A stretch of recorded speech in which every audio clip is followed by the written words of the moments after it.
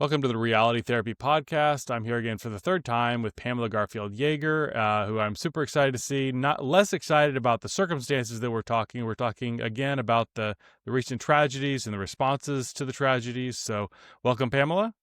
Hey, how are you? So, I noticed your hat. Tell me about your hat.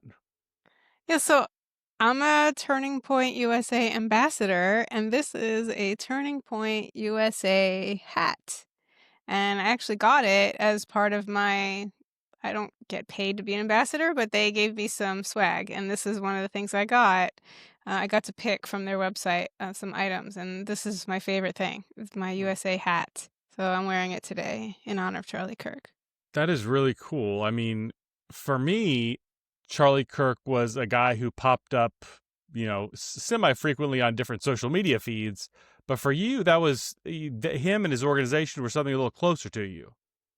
Yeah, I was just at the one perk I get is they actually give me a stipend to go to their events. So I went to their events. I don't know why this is dinging. I'm sorry. I don't know how to turn it off. I go to their events and they pay for my travel and my hotel. So I am affiliated with them and I've been to two this year. I went to the Women's Summit and there was the Student Action Summit. So one was in June and one was in July. I don't know Charlie personally, but I've been in the same room with him several times and have listened to him speak live several times and know people personally who are friends with him. So it's kind of 1 degree of separation. How is this hitting you? It's tough, to be honest, really tough. I don't wanna compare to other people who clearly knew him well, but I'm still maybe in shock about it, to be honest. It is a mixture, but, I mean, I was on this chat with this group of other journalists because 'cause I've been writing for the Post Millennial, and we were in like watching live what was happening. And so I was informed of what happened even before it was breaking news on Twitter. So and I just couldn't concentrate on anything because we were just so worried and scared and praying and just so much back and forth. So I'm still not really, I haven't really processed it. Oh gosh, therapy speak, but I haven't really worked out, how I feel in terms of it is really tough. I think I still don't feel like it's real. I think that's where I'm at. Hmm. I mean, it almost felt like you're watching a graphic movie to watch the actual shot. Yeah, I really wish I hadn't seen that. And I got away with not seeing that awful stabbing that everybody was Mm. talking about just a few days before. I try hard not to physically see these things, but I did see the shooting, and it disturbed me, and I could not sleep that night. It was playing in my mind, and I only saw it once. I really tried hard not to see it replayed again. But it's weird because obviously I don't really know him, but it feels like I know him. I mean, I at least know what he believes in, and I know what he did, and I know people who do know him. So he's not really a celebrity to me. He's somebody that I'm affiliated with, is the way I see it. Mm. So it did feel more personal seeing somebody that I kind of know Yeah. get shot so violently is horrifying. I think we were talking before we started recording about like this feels personal, and I've talked to a number of people. I think you have too about how you see yourself in Charlie. Like he's a man not too far from my own age who has these views that are not too far from my own views, and he just expressed them out loud, and that was worth the death penalty apparently. And you think, my gosh, like I've heard people say that because Charlie Kirk said things like "there's only two genders," that he's erasing an entire people group, which makes him a violent, kind of like genocidal type figure because he used that language. And I'm like, I use the same language. Like someone could easily say the same thing and kill me. Yeah, for sure. And that's why campaign is happening now. Where people are saying, "I am Charlie," because what he really is an extension of us who have the same beliefs. That I think we don't all maybe agree on every single thing he said, but generally speaking, yes. And also, he just believed in freedom of speech, and he was never violent. He was never hateful. He was always respectful, and to believe or to I think people are intentionally lying about him to demonize him, and oh gosh, my phone is going off. You're And popular. and so to intentionally and I lost my train of thought. Are we live? Hi, No, we're everybody. not live. This still isn't as bad as the farting comment. No, it's not as bad. But I think I'm so emotional, like, I can't even put my words together. We were side note, we were supposed to do this yesterday, but I had told Ryan I just cannot. I just couldn't put words together. I was just too emotional about everything and just too plugged in, and I just felt like I had to unplug. Um, so okay, what was I saying? Yeah, he represents us, what we believe in, and it's scary to see. And that I wish my phone would stop dinging, and it's driving me crazy, and I can't turn it off. Stop. Is it all like stuff around this kind of thing? No, it's actually my family, Oh, and for some reason, I don't know how to get my phone to unconnect from my computer right now, and even when it's off, it still dings. oh yeah. How do I do that? I don't know. I think it's a representative of how I'm feeling right now, a little bit Yeah. overstimulated, Yeah. actually. I mean, we talked about this as well before we went live. This is kind of like a more of a like a meta type thing, but there's like all the stuff with Charlie Kirk, which is like overwhelming, but it's kind of like life is overwhelming. Like you and I have both done the podcasting thing and asked to comment on stuff, and it's like a never ending like, when can I unplug? Yeah, this happened to me because, I mean, yeah, I have a public facing persona, but I'm not usually on big outlets. But it just so happened that 2 weeks ago, I was called by Fox News on prime time to be on the big 8 o'clock show to comment on the shooter, the trans shooter. That was a Mm. big deal. So that was a lot of stimulation that came my way, both through the internet and in real life. Of family and friends, some high school friends actually from my past I hadn't talked to in 20 plus years reached out to me and said, I just saw you on Fox News. So it's kind of a lot. And I just thought, okay, well, that's going to calm down and I can calm down. And then this happened. And honestly, this is more emotional for me because of, we were just saying, the personal connection. So I think I'm just not, my head is a little spinning from it. Mm. Wow. Yeah. No, it's a lot. It's a lot to process. I feel like part of me feels like every day, just the normal events of the day are a lot to process. And then you add something like the Charlie Kirk shooting and then the stabbing on the train and the school shooting, just like it's just like it's information overload and it's emotion overload. Yeah, because I mean, I don't usually live in the state of outrage. Like that's not my temperament. But honestly, I'm feeling that. I feel some outrage. And I'm trying to temper that. I think that's why I unplugged yesterday because I was really feeling angry at just people I know personally, public figures, random strangers on the internet. Just too many people. It's not just the fringe that are saying that Charlie deserved to die. That is outrageous. And all of these quotes being taken out of context intentionally. I see it as intentional. And maybe people who are repeating it don't realize it's intentional, but enough people do. And enough people have been corrected and don't care. They don't want to know the truth. So watching that dynamic has been really gotten me pretty angry. It it seems so like it seems like people are living in two different worlds. Like you and I have both just in the last few minutes see Charlie Kirk as expressing, even though they're definitely conservative, but like fairly mainstream views, not like all that radical. He was like definitely a champion of freedom of speech against violence. And then you tune into like a different social media algorithm and like he's this hateful, violent, bigoted, blah, blah, blah. And it feels like we're living in two different worlds right now. For sure. And again, I think that's intentional. Um, and even if he had different views, like nothing was hateful. And he was very respectful of people that he disagreed with. He was very open about how he saw everyone in the eyes of made in the eyes of God and even people he very much disagreed with. This was his whole mission was to reach people that were just different from him and to have open conversations. And The one positive thing I'm seeing is the outcry from people who said he changed their lives for the better. Some former leftists that have let go of that angry victim mentality and have formed families and just gained more meaning in their life. And so he's really made a positive difference on so many levels. I've also just talking to people who got careers started because of him, that got platforms because of him. And like, actually write for the Post Millennial now, and I was just talking to the editor, and she was saying how Charlie encouraged the person who bought the Post Millennial to do so, and that's how that newspaper got its legs, and that's how a lot of people who work there now have careers. And you Mm, just don't realize that butterfly effect, all the different people that he impacted, and, um, to think that he's seen as hateful is just crazy. mm. So, um, yeah.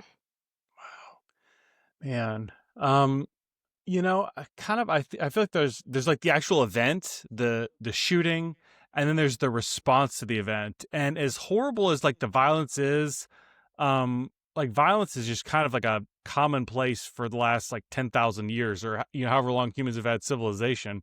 Um, but what really just shocks me is the response to the event. Like we're saying, Mhm.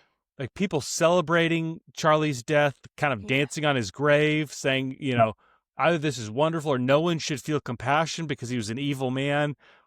It And just he deserves it. he deserves it. Yeah, I And they're posted saying that on MSNBC. I mean, in mainstream places, like, that's not just some crazy person on TikTok saying that. yeah, like what drives that type of mentality?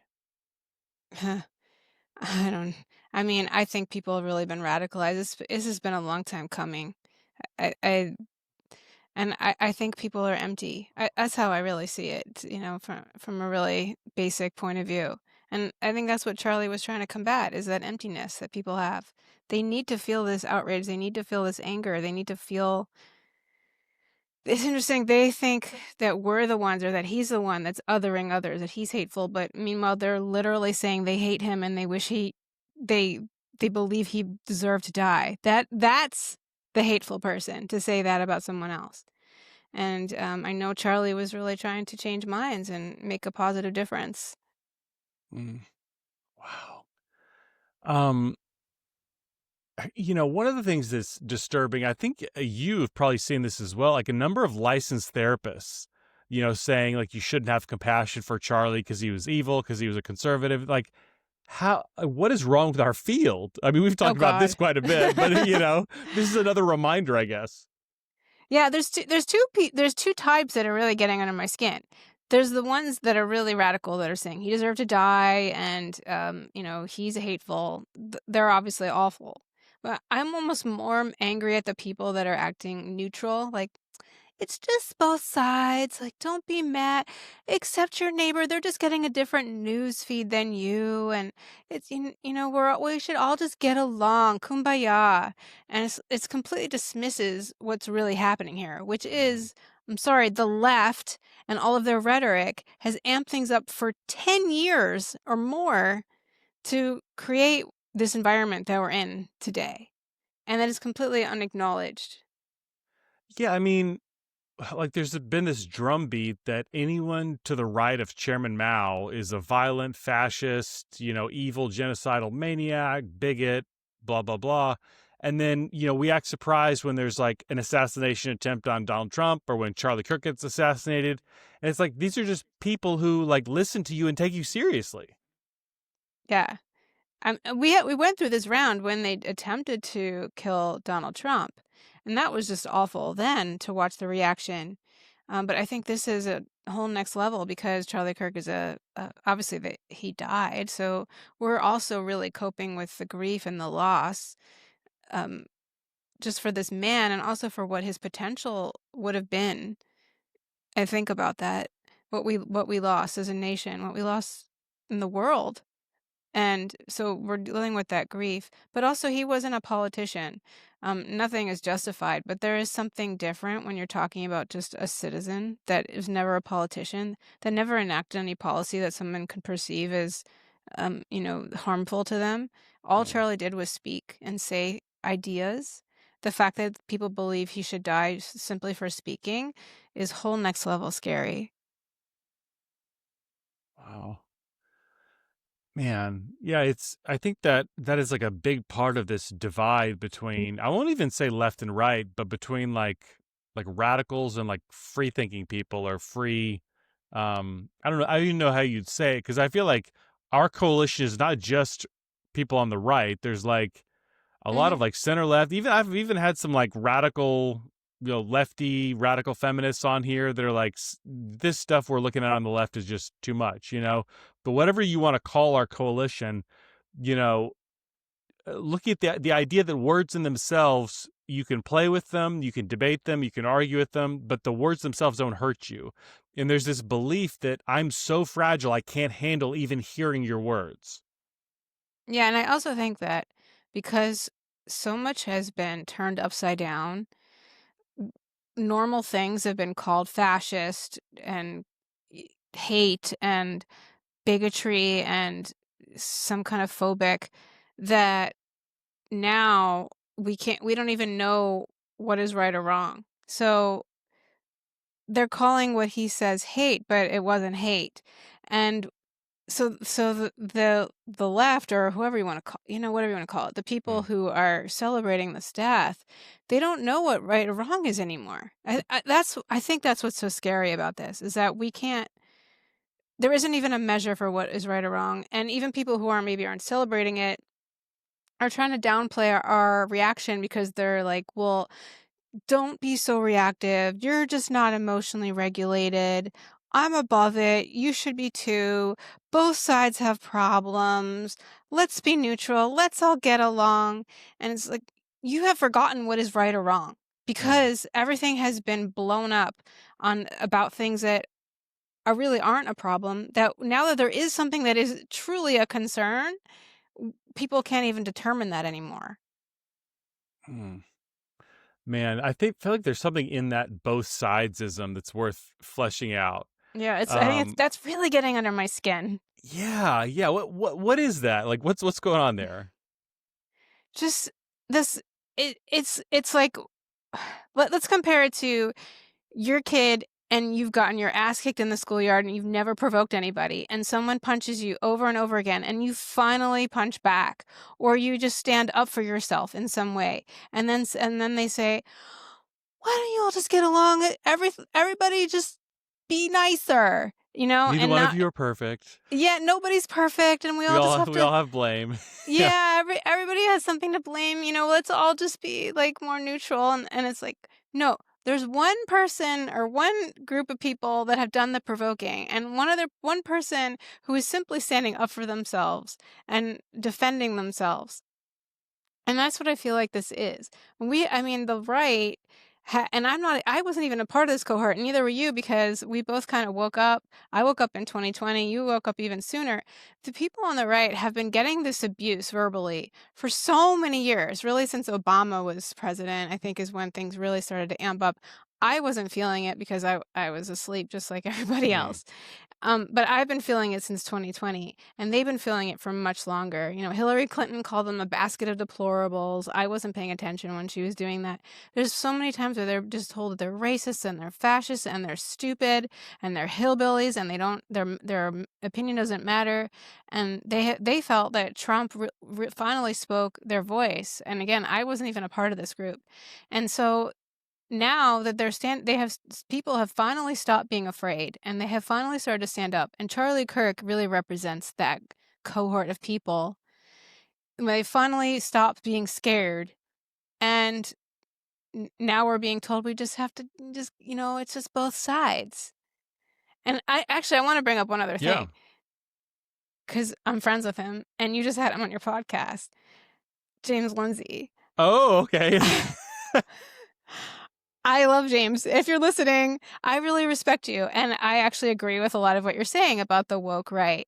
But you're really trying to equate it. He tries to equate it with the left. And I respectfully disagree to the level that in the level of concern that he has. I think there is some reason to be concerned, but I don't think the right could ever pull off what the left has pulled off because they have basically overtaken institutions since the 60s and 70s. And so, the right's temperament just doesn't have the same punch. So I feel like he's a little bit doing that both sidesism too.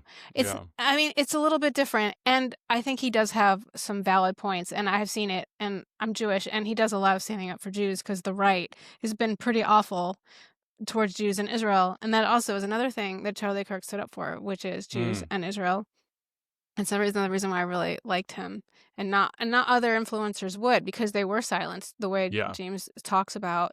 However, again, it does bring up that whole both sidesism thing again, where it's like, no, it's not equivalent. The left is more dangerous, and they're Yeah. proving it. This whole month, it's been proven. These assassinations, these killings, and the reactions to them is what's dangerous. I think I loved what James had to say, but I think I would agree with you that there's a lot of nastiness on the right, but the right doesn't control universities, Hollywood, nonprofits. Like, without that institutional power, the right's ability to cause harm is much more limited. Here's my question, though. Is that at risk of changing? Yeah, so I know he thinks that could happen. I know, and Yeah. I know that's his concern. It's possible. I just don't think it's as high as he does. I think Yeah, like what I see is like there's a lot of people who men who've been scolded you're a sexist who's contributing to rape culture all their life, or like white people who say you're racist, or I mean, Charlie Kirk being a kind of fairly mainstream conservative getting assassinated because he's a fascist. Well, what's to stop if that's going to get me assassinated? Why wouldn't I just be an actual fascist? Does that make sense? Like oh, yeah. there's I really mean, no I think risk that's the there. intention of the left. I think that in a way, that is why the left is so extra dangerous, because for every action, there's a reaction. And I think that's what we're feeling. And I think that's a lot of what he's talking about. People, especially white men, have been told they're rapists for how many years, that they're toxic, all of these things. And I mean, maybe you could speak to that more as a white man, feeling that, where I've talked to some men who have felt that. My own husband has felt that. And I've supervised other therapists, one other therapist who's disclosed to me how he can't stand being around other female therapists because of this. And just even dating back from being in grad school like 15 years ago, he even felt it. And so there's going to be a reaction. So I think that's a valid concern. And, we've got people who've been told they're terrible for so long that they're gonna be angry, and it's gonna bubble up at some point, and I think we're feeling that. But again, I see that as the left creating that Hmm. and reinforcing it and trying to push. And James actually has talked about that, like how, the provocation. What does he call it? Something level provocation. And he talks about that, like, you're touching me just so you can be, you get irritated and then you blow up and then you overreact, and then they capture your overreaction to make it be like it's your problem and not them Hmm. that's been provoking you the entire time. And Hmm. again, I think that's more of the left wing tactic. And I think I think he sees that the right does that some, and and he's seeing that grow. But again, I just don't think it's. I think we need to still focus more on the left right now. Yeah, I would agree with that. I would agree with that. A second ago, you brought up the anti-Semitism piece, and you're Jewish, Yeah, and this has got to be like a difficult time because you've got the far left who's like very pro-Palestine. Like you're starting to see like anti-Semitism, and I think with both sides, like there's like some legitimate anti-Zionism, but a lot of it underneath there's like legitimate, like actual anti-Jewish hatred. yeah, And you're seeing a very similar but slightly different flavor of anti-Semitism on the far right. Like, how do you navigate that? yeah. I don't like it. And honestly, even at the TPUSA event, I I feel it's a Really? mixed bag there. So, not Charlie, and I don't think anybody on stage. But the people in the audience, there was a table there, for a pro-Israel table, that I spent a lot of time talking to them and asking them what has been the reaction, and they told me that it was a mixed reaction. And interestingly, I think it was Charlie's decision to make it the front and center table in the expo room. And so when you first walk in, that's the first thing you see, was a whole bunch of Israeli flags, pro-Israel, and they're doing this initiative where they're trying to get all the churches to put out Israeli flags on the next October 7th. Mm. Um, but they were saying that a lot of people had mixed feelings about it. I mean, I interpret a lot of it on the right as, like, they're more thinking about it as being isolationists, Yeah. that they don't want, to fund any more wars, and they're tired of that, and they see Israel as another thing that's taking away their tax dollars and the attention away from Americans. And so I have some understanding for that point of view. I don't agree with it, but I know that's what people believe. I think it's a little of a simpleton way of thinking because we are not in isolation. We live in a world, and Trump is very pro-Israel, and I think he has good reasons for it because they're our ally, and we need to defend them. And really, they represent the West because if I'm not going to say when because it's not going to happen, but if Israel really did get destroyed, they're not going to stop at Israel. This is about America too. They fight And wars so we don't have to. exactly. And there are Americans who are hostages. So Mm, this is not just about Israel. This is about America. There were Americans that were there. I actually lived in Israel for a year when I was 18 years old. And I know people that live there that have dual citizenship. mm, I've seen people criticize the whole dual citizenship. Oh, that means you don't really love America. You're holding on to another citizenship. No, that's not what it is. mm. So I get frustrated with some of these attitudes. And I think it's just another, just a blind spot. People just don't realize what things mean. So it seems like there's like this big umbrella over I don't support Israel, and like a lot of the stuff on the surface level even if you disagree with it, seems like a legitimate I think American dollars should go to Americans or whatever. It's like okay, that isn't, even if you disagree, like that seems like within the legitimate range of debate. But underneath that, it's hard to tell because there's some people who they're just like a pure libertarian or whatever, but there's a lot of other people, and I've run into this online where you'll see like just hordes and hordes of just like the nastiest filth you've ever seen. And I'm sure you've run into some of that. And Oh, it's yeah. like there is something along the anti-Semitism front that is brewing under the surface that I think most people are not seeing, but it is there. I I think don't know what people you don't see. wanna, like, admit it. They don't wanna acknowledge it. I do try to believe, probably naively, that it somewhat is a simulation, not entirely, but I Like think there bots? is. Yeah, like bots or somebody paying, I don't know who, but, paying people to put this out, to give this impression. So I think there is some of that, especially on Twitter, but I don't know. I certainly have seen it in real life. Like, there's times where I'm not always so proud, or I am proud, but, open about being Jewish. It can be uncomfortable, and people will just say, "Well, you really need to find Jesus or something," and that's where the left really sort of "wins," quote, unquote, because if you just push your own faith on somebody else without listening to their culture, that's why the left wins in this, like, fake inclusive narrative because they Yeah. act like they care about what your faith is. They don't, but they act like it, and so people think that.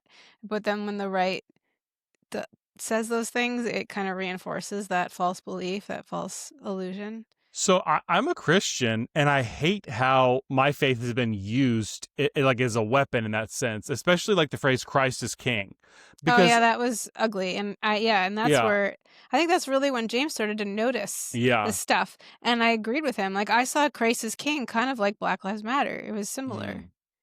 But And the sorry, what thing were you is, like, a say? lot of the people using that phrase are not even actual Christians. They just know it pisses certain people off, and they're just trying to be a jerk, basically. Yeah, and they wanna say, like, well, and it's a similar thing where because it's such an important thing in people's faith, it's hard to combat it and be like, "Well, no, he's not king." Well, if you believe that and so many people do so hardly, Yeah, it's just yeah. like that's why I think it's like Black Lives Matter because it's it for the left, that's If you their don't know the religion. context, Yeah, because you can't and nobody could argue that Black lives don't matter, mm, and if you are talking to a Christian, you can't argue that Christ isn't king because Christ is king for Christians. And yeah. that statement of itself is not a bad statement, but I think it's used to divide, it's used to antagonize, and then it's a problem. Yeah. Yeah. Man, do you I've talked a little bit about like Christian nationalism and like a lot of the I would call it like a kind of a fake Christianity that's used like in a very aggressive, like authoritarian way. Do you see that? Oh, yeah, yeah. I mean, yeah. I guess you know what? I wonder if yeah, well, I was thinking about the internet, it's probably the internet, but then I was actually so I'm like a young conservative, meaning I've only been conservative for a few years. Mm, But my husband has been a conservative most of his life, and he talked about how this was this culture kind of rose in the 80s, the very Christian right, and how they tried to do what kind of what's happening now in with that mm, section of people, and it didn't work out. And that's really mm, how the left got its legs again. So, yeah, I certainly see it. I think it's been amplified because of the internet. Um, but yeah, it's frustrating for me because well, I obviously respect and I spend a lot of time with Christians.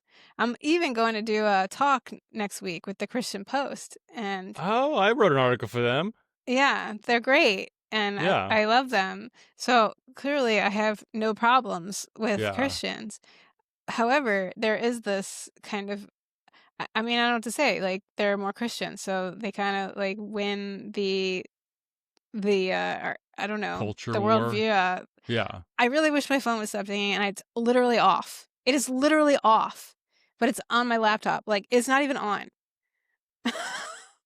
I I can't don't know hear how to it. stop it. I Oh, can't you hear can. anything. Yeah. Oh, good. Oh, okay, good. Okay, I'm not gonna mention it then. Okay, it's like driving me nuts. And I'm then the wondering sun. if you see any kind of like a tipping point with the left, because it's like, to me, it's like at some point there has to be a breaking point. I'm seeing like certain people, like your kind of like abundance liberals, like Ezra Klein, where it's like we need to kind of rebrand, uh, like liberalism is like more pro freedom and less authoritarian. Do you see like people reaching a woke breaking point? I hope so. I mean, your book is good. I think your Thank book you. really demonstrates that. Um, I hope so. I actually think like every time there's a big event, there's always a new wave of people that kind of get red pilled, right? Mm, Like, I know when October 7th happened, there was a big wave of Jews or just moderates that realized, "Oh, wait, the left has gone too far." I think this Charlie Kirk shooting and the reaction is waking up several people or pushing them more away from the left and not thinking like, "Oh, the left just needs to be redeemed." Actually, they're just off their chains. mm. Yeah, I mean, I feel like at some point you like for a while you can dismiss like the shooter, for instance. You can say like, oh, that was one crazy Yeah. unhinged person. And then you realize like people like there's a lot of people like that, first of all. And second of all, those are the ones taking these ideas seriously. Like if you believe that Trump is literally Hitler or Charlie Kirk is a fascist Nazi, like assassinating makes sense. That Oh, is yeah. logical.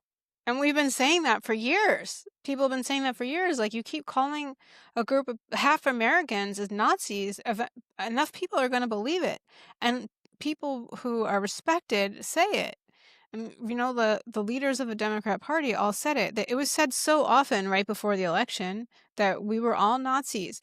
Joe Biden stood up in front of that like red. I don't know if you remember that big weird red Oh backdrop, yeah, and yeah. he said how we're all Nazis and, we're dangerous and we're a threat to democracy and all these things.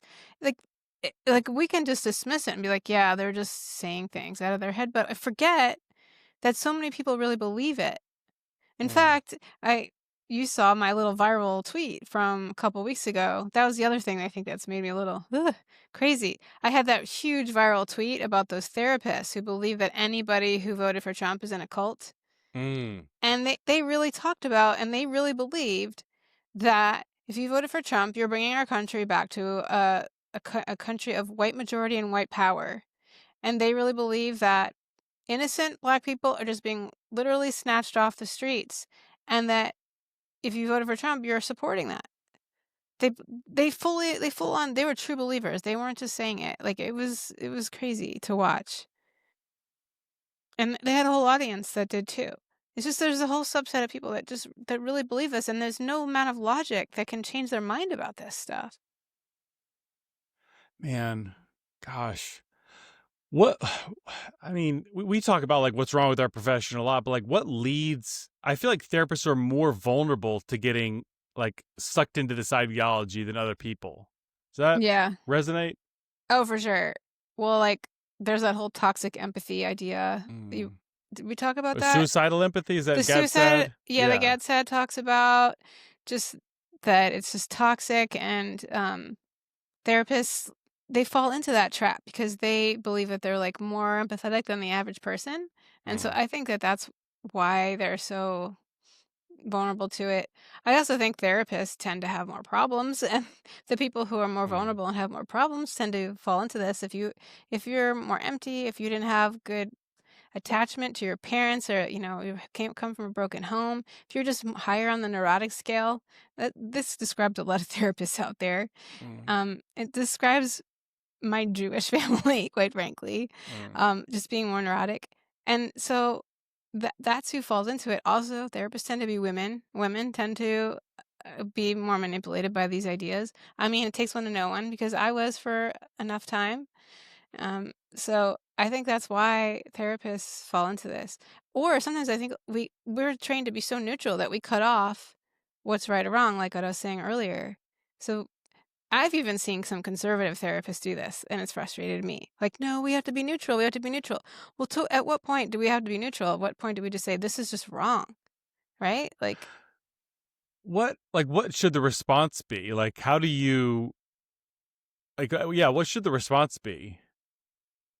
I mean, I guess it depends on your relationship with your client, right? Mm. But of course, generally speaking, I would want to explore what's underneath. Like when they start talking about politics, it's usually not about Mm. politics, right? Yeah. So if they're scared of something in the news, like what are they avoiding? What are they really scared of? What is it about them that's giving them that reaction? So, as a therapist, I would go there. However, if they say something direct or they say something hateful, like I think it's okay for a therapist to say like that's not okay. And I think therapists are so scared of that. Mm. So, one of the things that I look at a lot on this podcast is how therapists deal with clients who have very different beliefs from them. So, Yeah. you were pretty affected by the Charlie Kirk thing. How would you react if some client came into your office and just said, "I'm so glad that white man is dead"? And I gotta be honest, I'm really glad I'm not seeing patients this week. Mm. And I really feel for my colleagues that have to deal with that. Because I don't think I would react well to that if someone said that blatantly. I don't think I could keep a poker face. I Mm. think I could have kept a poker face for pretty much any other thing, even maybe the Trump assassination attempt. But this one, I think I would start saying, well, you know, he was a innocent man who believed in free speech and had a different opinion than yours. I don't think he deserved to die. I Mm. think I would actually just say something that direct. I Mm. am the truthful therapist after all. Yeah, yeah. Um, but yeah, I think I would. I wouldn't get like mad or like blow up on them, but I think I would tell them what I thought about it from that perspective. And then I would explore where are they getting the information and why they think this. And I think I'd probably know much about the client already to know why and probably go there. But um, yeah, I don't envy people who have to deal with that this week in their offices. Mm. And what would you do? What Why came do up I for have to me? answer all the Yeah. questions? Yeah. This is why I like having a podcast because I take the pressure off of myself. Yeah, it's like, no fair. No, this actually happened recently. I was leading a process group, and a guy said, "My goal for the week is to live my truth." And all this, like, postmodern stuff that I've been fighting against just came up in my Yeah, head, and I just, like, pushed it down. I'm like, okay, let's go on to the next person, yeah. But just like, You gotta choose your battles, you have to and choose your battles for you sure. gotta Like, think about what's your goal here. Yeah. I don't know how I would react if somebody was like really mean and nasty about Charlie Kirk. Like that would be a difficult one to deal with because it's still so fresh. It's so fresh, and honestly, I've been listening to him and, like, seeing in-person events and being a part of his world that he built for 5 years. So, that would be difficult to Mm, just pretend like I'm neutral. I mm. I wouldn't. I don't think I could. and I don't think I should, to be honest. I don't think we should always be neutral. What can we do as therapists or one therapist and one intern to like it feels like just something, and we talk about this all the time, like something's fundamentally wrong with the mental health of this country. And you look at just like so many people just celebrating, mocking the Charlie Kirk thing. Like, what can we do to kind of, put something into the stream to make our country's mental health better? Like, it just seems almost demented in some way.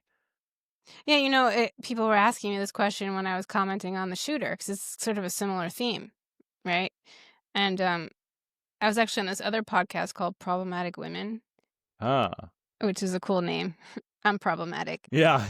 But they were leading up to it sounded like they were leading me to say we need more therapy. I mean, people need more therapy to get better. And I said, no, that's not what I think.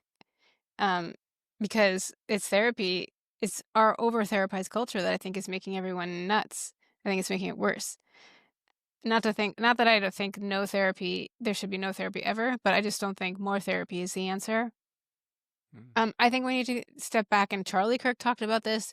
Trump is doing this, but if we're talking about policy, I think we should be doing policies that focus on building families, making Mm. environments so that families are stronger, that mothers are with their babies and they're not leaving the home.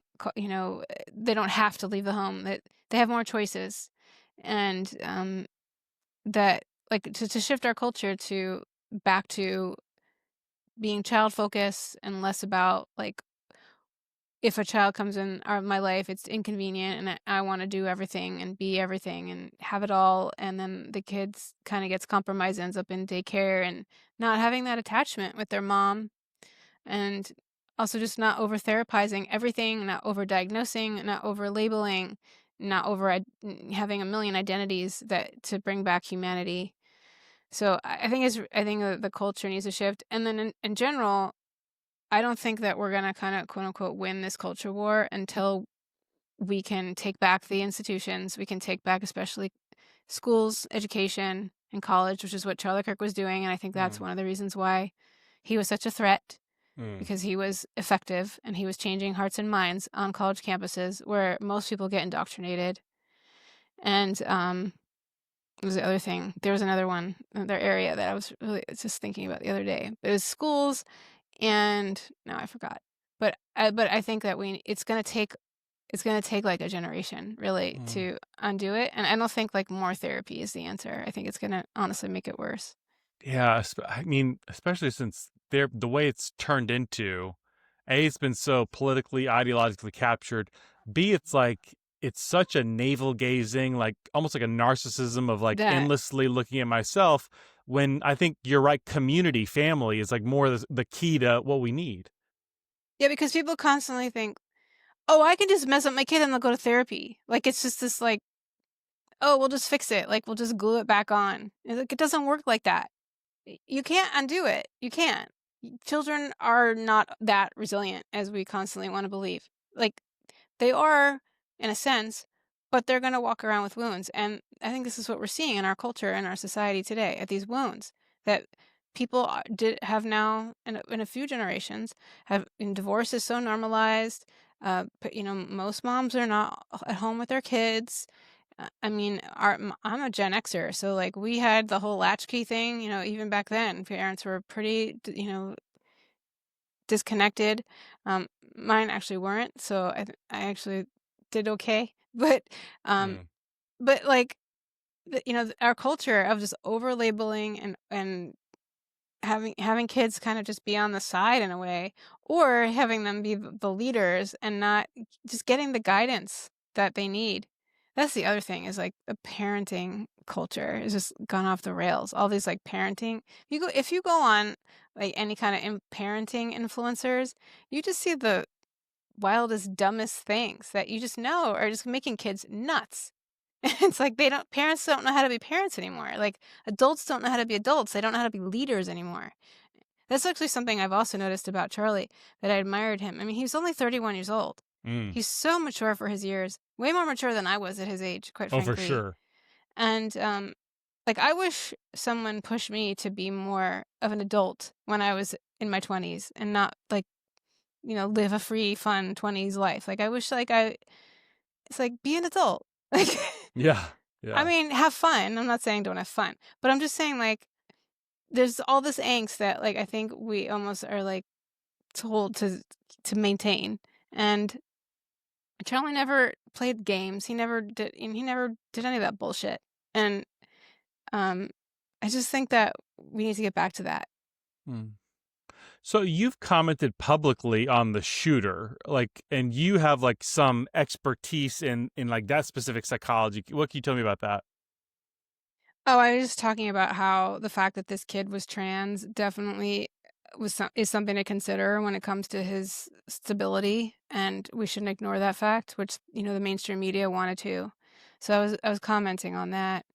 Um, just yeah, that this kid clearly was mentally ill, and I don't think him being trans caused the shooting. However, I Mm. think it added fuel to the fire is kind of what I was saying. I mean, correct me if I'm wrong. What it seems like is there's like this like underlying gender dysphoria that could be caused by other type of issues, and that in itself creates a degree of instability. And then you introduce this ideology into that, which takes that instability and channels it into some type of like rage, and that's where that happened. Yeah. I mean, and we don't know specifically of this kid and how radicalized, what specifically how he was radicalized. We also saw in his manifesto that he had regrets about being trans, and that could play a role. He said, I didn't fall for the lies. I wish I wasn't brainwashed," something like that. I don't know if you know that. Mm. Oh no, And I s didn't see that part. Yeah, so that was the other piece of it, that we have someone who identified as trans. They changed his name from, like, Robert to Robin, and 5 years ago, and then he was saying in his little journal that he regretted it and that he felt he was brainwashed and he wished he wasn't, so he felt betrayed in some way. He seemed pretty psychotic, quite frankly. I think he had, like, delusions. Yeah, had psychosis. I mean, I watched his video of him, like, talking and showing all of his, weapons. It was pretty disturbing. Mm. And so it's beyond just some dysphoria. Like, he was a really disturbed young person. So we have, like, a really sick, mentally sick individual, and then we just add the fact that he's not in reality, add the fact that he is told he's in some victim class and that, like, shooting Christians is justified. It just adds fuel to the fire. Mm. Wow. What is the key to bringing healing to the country? God, I wish I knew, right? I mean, I think we need to keep speaking the truth and you keep being bold. I think, um, I'm trying to be patient, but also not just keep getting, like, people just when they're not in good faith. I don't really engage. I'm tired of that, and I've noticed that. I just had a post on Instagram go pretty viral because I mentioned that how they intentionally want the lies. And when you correct them, even, like, a lot of these quotes that Charlie Kirk said, there's, like, 3 or 4 that have been circulating that have, like, only half the quote or taken out of context, like, the one about him saying he doesn't believe in empathy, and everyone's like, Mm. "Well, so that means he's a horrible person, he didn't believe in empathy." No, he just didn't believe in the word empathy, he believed in the word sympathy, Yeah. and so he was just saying that that just is a manipulative way of, thinking, of articulating that. Um, and so many people I've been watching over and over again either literally post the video of him saying the full clip or they write the full quote, and then the person who originally posted it just doesn't care. They don't Yeah. care. They don't want to know the truth. And so honestly, I feel like they're gone, at least for now. So I think we who are not gone need to join forces, find each other, find strength, see the good in the world, keep pressing on, keep speaking up, just keep, and change the culture from there. Because they'll follow us. Eventually, Yeah. they'll follow us. I mean, that's what I figured out too. People are followers. I did Yeah. not know that so much. Because like so much of it feels like a lost cause. It's like nothing will ever reach these people. But you and I were once in that camp too. Yeah, I think I wasn't as bad as you. I was pretty bad. I was really bad. um, But I was woke, quote unquote, before like most people were even born. Like, cause I went to college in the 90s and I was a sociology major in the mid 90s. Mm, And that's when I learned about my my white privilege and all that. And I mm. bought into it. So I had guilt. I just believed in it. I just didn't believe it as literally as it's executed today. You know, I didn't believe literally if you had a homeless man and you had LeBron James that the homeless man has more Yeah. privilege than LeBron James.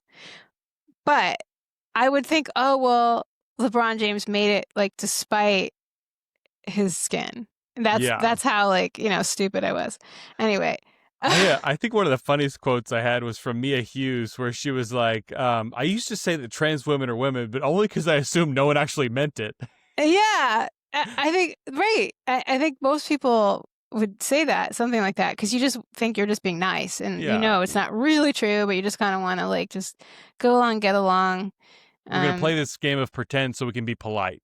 yeah, I it's think how about they being think of it. nice. Yeah, So is she really being woke, or was she just kind of doing what she thought was the nice thing to do? that's a good question because I feel like with a lot of people, that's how they see wokeness. Like I think there's like your true believers and your people who are like I'm just gonna be a good person because I'm agreeing to play pretend with you. Yeah. I don't know. And like you asked earlier, like why are therapists fall prey to this? Women are more like Yeah. that. And What is it? therapists are like even more like that. What do you think it is about female psychology that's more likely to go along with the crowd on these things? I mean, I don't know. It's just the temperament of women. And I think therapy in general is like it's a female thing. Like it's a female dominated um, profession. Like the ideas are very female dominated. So Mm, I just think women they avoid conflict. They're afraid of it and they don't yeah. face it. It it almost like seems to turn into its opposite at some point where you have these people that's like, I don't want to disagree with the crowd. I don't want to hurt anybody's feelings. I want to be polite. And because they buy into that idea, it's like anyone who doesn't buy into these specific ideas, I'm willing to be as vicious and mean as possible against you. Does that make sense? Well, I think they believe that you're so bad because they're so You're not brainwashed playing and pretend. yeah, I mean, they believe like they're just I mean, it's that reversal that Josh is so good at talking about. Josh Slocum is so good at talking Yeah. about because he really articulates like the narcissist mindset. But that reversal of everything they say we do is what they do. And so they think that we're othering others, but in the process of them saying that, that's othering us.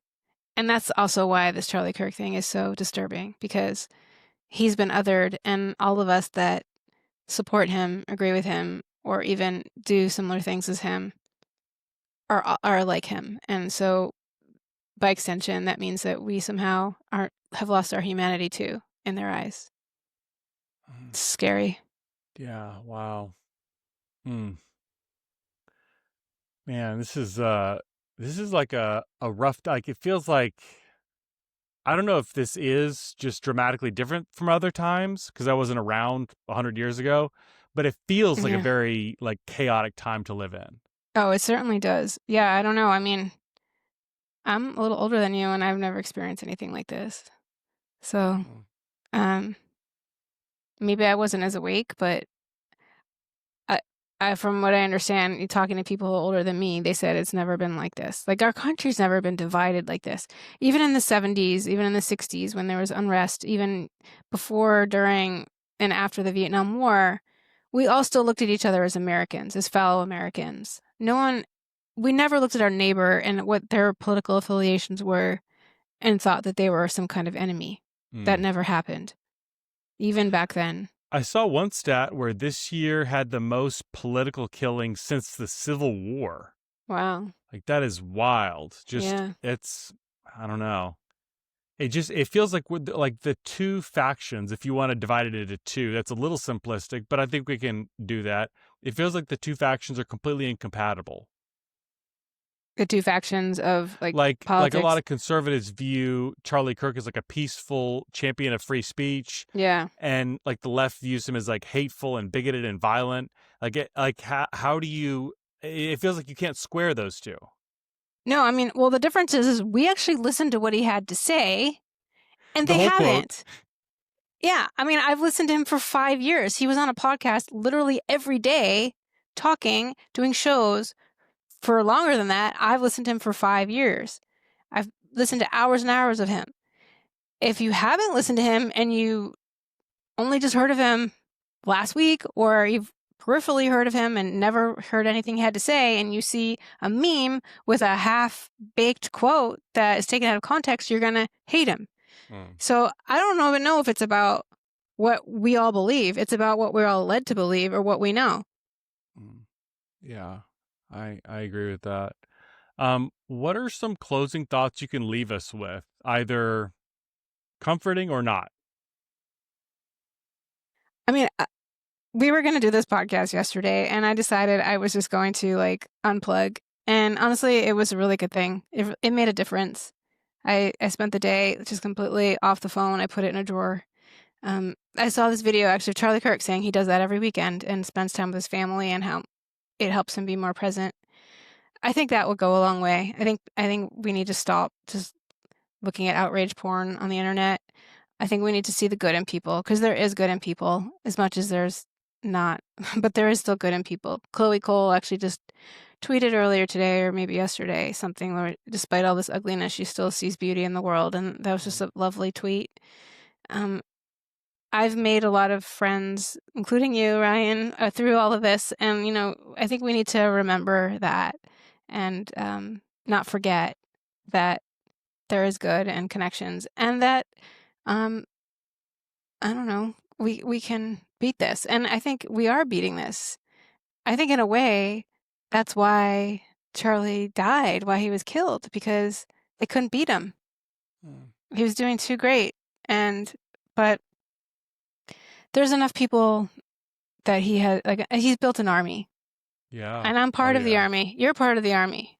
And we can't forget that. Yeah. I do have some good news for the audience, at least good news for me. And that is, about 3 weeks from now, I will get to meet Pamela Garfield Jaeger for the first time in real life, in person. Yeah, and I have your book over there that I'm going to get autographed. I've been reading yours on the Kindle. Confession. I can sign your Kindle with a Sharpie. I'll have to get a hard copy and get it signed. But yeah, I read yours all. I read like 3 of them on my Kindle. Really? I read them at night, like when I can't sleep. Yeah. That's maybe that's why I have problems. Oh, the sun is so weird. Probably not the here. most comforting things to read. I don't know why it is for me. It's like people who like horror films or something. Yeah. No, I feel like some of those woke stories kind of are like a horror film. Yeah. Well, I just like how you put it in the therapy terms, and you really spell it all out really well. So Thank you. I appreciate that. Yeah. So yes, we get to meet each other. Yes, at the conference. You should post the link to the conference we'll be at for people who would be interested. Yeah. I can never. The American Association Association for Mental Health Professionals. I always get it mixed up in my head. Yeah. No, I had Philip Crum and Kathleen Mills on here like a few days ago as well. They're the ones who lead that organization. Yeah, they're great. I have not met them in person yet either. I've only talked to them. And we're also going to have Soad Tabrizi, Rebecca Smith, Jonathan Cogburn said he's going to try to make it. So we got a crew of good people. I know, it's all of us. We've been like watching each other, like cheering each other on, lifting each other up. We're going to meet in person. Because I have these like I have these different groups of people. I have like the gender critical type group, and then I have like the conservatives where I go to the Turning Point events, and then I have like my therapy friends, and then you're the therapy friends. Nice.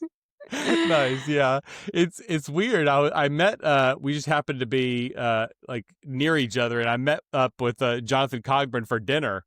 And I was like, have you met any of the other people in real life? He's like, no. And I was like, oh, it's wild, Like, we have all these relationships that are just strictly online. Yeah, Jonathan, he's been following me since I've been, like, public, I think. He was sad that you didn't come yesterday. He was excited to meet you. But I was like, we'll find a time. I know. That's a bummer. But so if he goes to hopefully he goes to the conference, he can meet you. Yeah. No, he's been such a supporter. I really appreciate him. Yeah, he's a good dude. Yeah.